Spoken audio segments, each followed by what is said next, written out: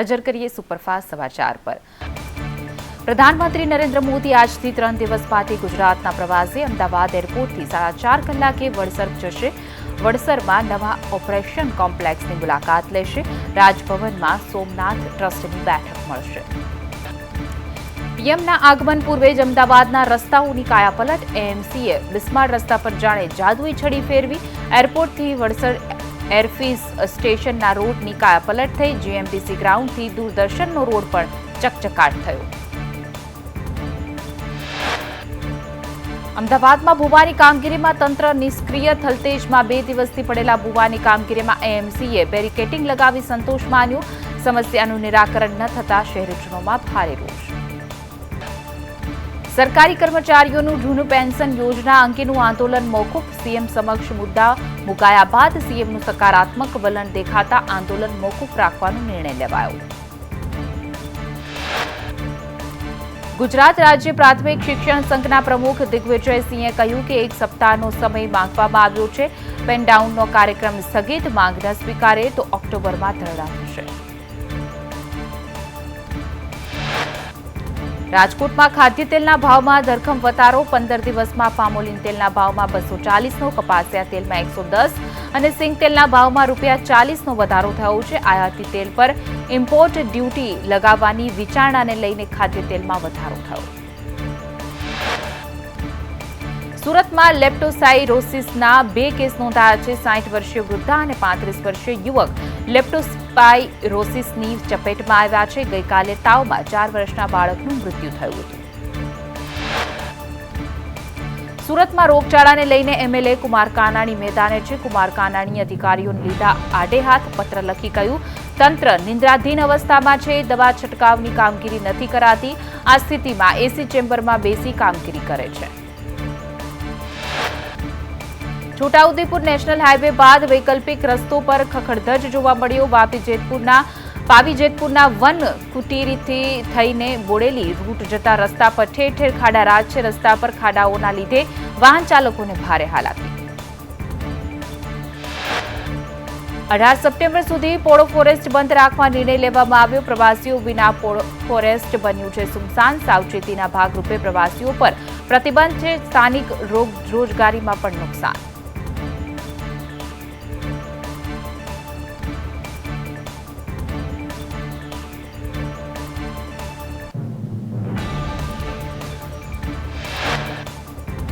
આજે ગોંડલ નાગરિક બેંકની ચૂંટણી છે। કુલ 23 ઉમેદવારોમાં ભાજપ પ્રેરિત પ્રગતિશીલ પેનલના 11, નાગરિક સહકારી સમિતિના 11 અને 1 અપક્ષ ઉમેદવાર વચ્ચે સીધો જંગ જામશે।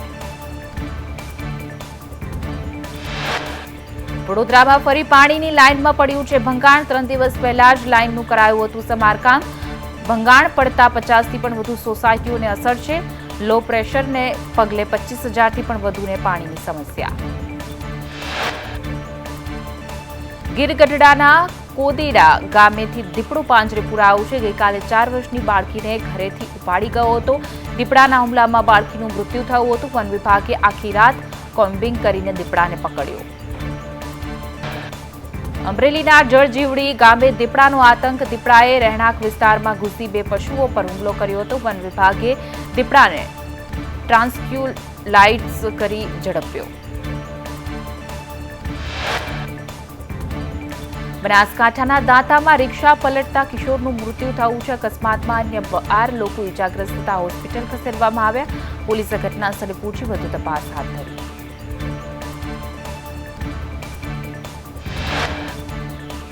વેરાવળમાં ફિશિંગ બોટ માલિકો સાથે છેતરપિંડી। પરપ્રાંતીય ખલાસીઓ બોટમાં કામ કરવાની 12.30 લાખની એડવાન્સ રકમ લઈ રફુચક્કર થયા। બોટ માલિકે ફરિયાદ નોંધાવતા પોલીસે શોધખોળ હાથ ધરી।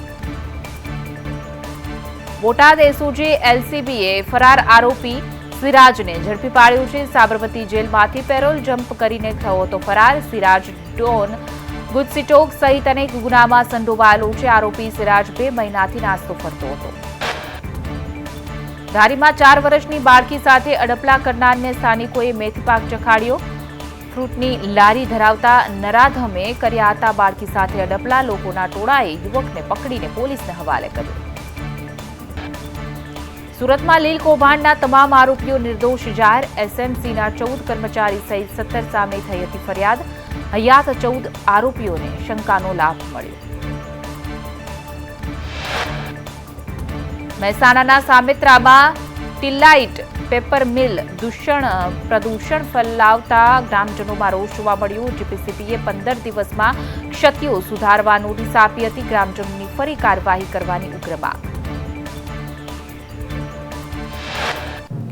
અતિવૃષ્ટિ પ્રભાવિત જિલ્લાઓની કેન્દ્રની ટીમે મુલાકાત કરી હતી. રાજ્ય સરકારના અધિકારીઓ સાથે મુલાકાત કરી સર્વે કરવા આવેલી ટીમ દિલ્હી જવા રવાના થઈ. અતિવૃષ્ટિને કારણે રાજ્યના અનેક સ્થળો પર ભારે નુકસાન થયું છે. વડોદરામાં પૂરને કારણે ભારે નુકસાન થયું. આ ઉપરાંત પૂરને કારણે ખેતીમાં નુકસાન થયું હોવાનું કેન્દ્રીયની ટીમનું તારણ છે.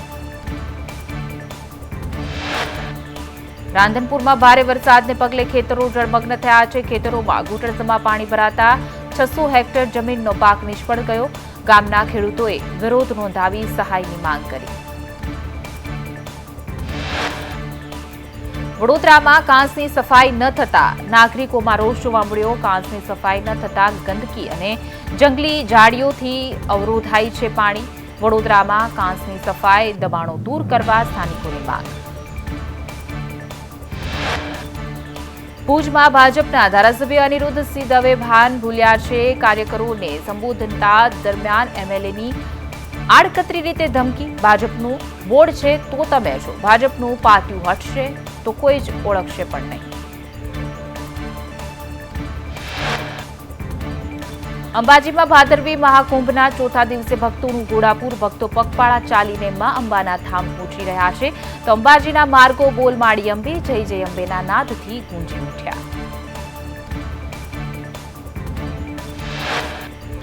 અંબાજીમાં ભાદરવી મહાકુંભમાં ભક્તોનું ઘોડાપૂર. દૂર દૂરથી પદયાત્રીઓ માં અંબાના દર્શનાર્થે પહોંચ્યા છે. 2 દિવસમાં 5 લાખ ભક્તો મંદિરના દર્શન કર્યા. અંબાજી ભાદરવી પૂનમના મહામેળાને લઈને એસટી બસોમાં વધારો કરાયો છે. અંબાજીથી 1000થી 1100 વધારાની બસો દોડાવાશે. 18 સપ્ટેમ્બર સુધી વધારાની બસો દોડાવાશે. અંબાજીમાં લાખો માઈ ભક્તોની સુરક્ષા માટે પોલીસ એલર્ટ છે. બનાસકાંઠા પોલીસ અંબાજીમાં 650 જેટલા વિસ્તારો પર સીસીટીવી કેમેરા લાગેલા છે. 2 ડ્રોન કેમેરા પણ છે તો 20 જેટલા બોડીવોર્ન કેમેરાનો સહારો પણ લેવામાં આવ્યો. અંબાજી જતા રાજકોટના સંઘનું ખેરાલુમાં આગમન થયું. 23 વર્ષથી દર વર્ષે અલગ અલગ પોશાક સાથે સંઘની નીકળે છે તો 125 વ્યક્તિઓના વિશેષ પોશાક આકર્ષણનું કેન્દ્ર બન્યા.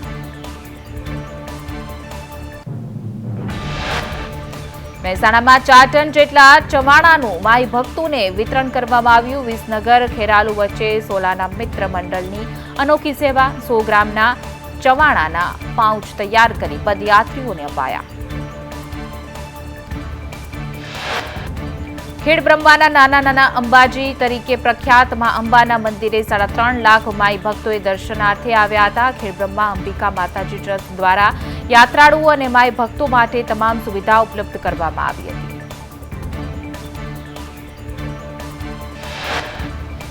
ઊંઝા ઉમિયાધામમાં ધજા મહોત્સવના ચોથા દિવસે માઈ ભક્તોમાં ભારે ભીડ જોવા મળી હતી. ભક્તો દ્વારા 7000થી વધુ ધ્વજ શિખરે ચઢાવાઈ તો 4 લાખથી પણ વધુ ભક્તોએ ઉમિયા માતાના દર્શન કર્યા.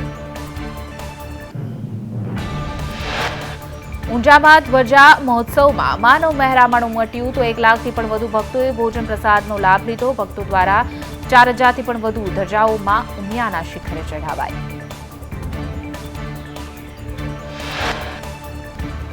ઊંઝા ઉમિયાધામ ધજા મહોત્સવમાં ઊંઝા એમએલએ કિરીટ પટેલ અને મહેસાણા લોકસભા સાંસદ હરિભાઈ પટેલ દર્શનાર્થે પહોંચ્યા હતા. હરિભાઈ પટેલ અને કિરીટ પટેલે બા ઉમિયાની ધજા ચડાવી આશીર્વાદ લીધા. દિલ્હીમાં પ્રધાનમંત્રી આવાસમાં નવા મહેમાનનું આગમન થયું છે. પીએમ આવાસમાં ગૌ માતાએ વાછરડાને જન્મ આપ્યો છે. પીએમ મોદીએ વાછરડાને દીપજ્યોતિ નામ આપ્યું. પીએમ મોદીએ વાછરડાનો વિડીયો શેર કર્યો. કેન્દ્ર સરકારે ખેડૂતો માટે લીધા 4 નિર્ણય. ડુંગળી પરની નિકાસ ડ્યુટી 40%થી ઘટાડી 20% કરાઈ. ખાદ્ય તેલ પર 20% આયાત ડ્યુટી નાખવામાં આવી છે. રાજ્યમાં આજે હળવા વરસાદની આગાહી. ઉત્તર ગુજરાત સહિત સૌરાષ્ટ્રમાં હળવા વરસાદની સંભાવના છે. બનાસકાંઠા, પાટણ, મહેસાણા, સાબરકાંઠા, અમદાવાદ, ગાંધીનગરમાં હળવા વરસાદની આગાહી.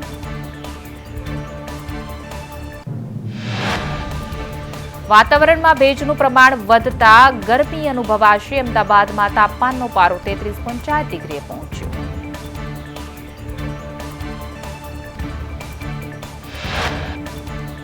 સરદાર સરોવર નર્મદા ડેમમાં 3.77 લાખ ક્યુસેક પાણીની આવક થઈ. પાણીની આવક થતા ડેમના 15 દરવાજા 2.50 મીટર ખોલાયા. પાણી છોડાતા ડેમની આસપાસના 42 ગામોને એલર્ટ કરાયા.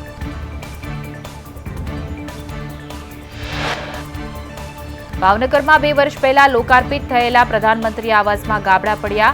રૂવા પ્લોટ નંબર 29ના આવાસમાં સ્લેબ ધરાશાય થયો તો આવાસ યોજનાની નબળી કામગીરીની સ્થાનિકોમાં રોષ. નસવાડીના નિશાના ગામે ગ્રામજનો જાતે રસ્તો બનાવવા મજબૂર બન્યા. ગ્રામજનો હાથમાં ઓજારો લઈને કાચો રસ્તો બનાવવા મેદાને ઉતર્યા. ગ્રામજનોની અનેક વખત રજૂઆત બાદ પણ તંત્ર નિષ્ક્રિય. દિલ્હીમાં ભારે વરસાદ બાદ ભરાયા પાણી. મોડી રાતથી દિલ્હીમાં ખાબક્યો વરસાદ. નીચાણવાળા વિસ્તારમાં પાણી ભરાતા વાહન ચાલકો સહિત લોકો મુશ્કેલીમાં મુકાયા.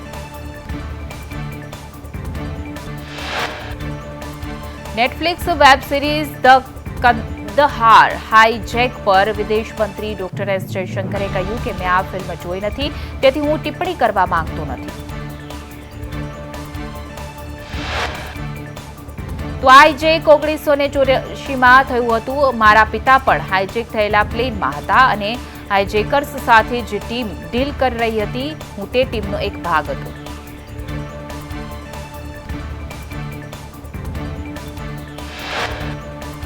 ગોધરા નીટ કૌભાંડને લઈને મોટા સમાચાર. કાર્યવાહીના ભાગરૂપે જય જલારામ સ્કૂલના ટ્રસ્ટીને ઉપસરપંચ પદે દૂર કરાયા છે. રતનપુર કાંટડીમાં ઉપસરપંચ પદેથી દીક્ષિત પટેલ દૂર થયા. વડોદરામાં રીધમ હોસ્પિટલે ગેરકાયદેસર ઓટલો બનાવતા રહીશોનો વિરોધ. સિદ્ધાર્થ બંગલાના રહીશોએ કર્યો વિરોધ. ફેન્સિંગ બનાવી મોટા મેટલ મૂકી ઓટલો બનાવ્યો. સુરત શહેરમાં ભૂવા પડવાનો સિલસિલો યથાવત છે. વરાછા ખાંડ બજાર નજીક રોડ પર ભૂવો પડ્યો. વાહન ચાલકોને હાલાકી. 15 દિવસથી પડેલા ભૂવાનું સમારકામ ન થતા સુરત મનપાની કામગીરી પર ઉઠ્યા સવાલ.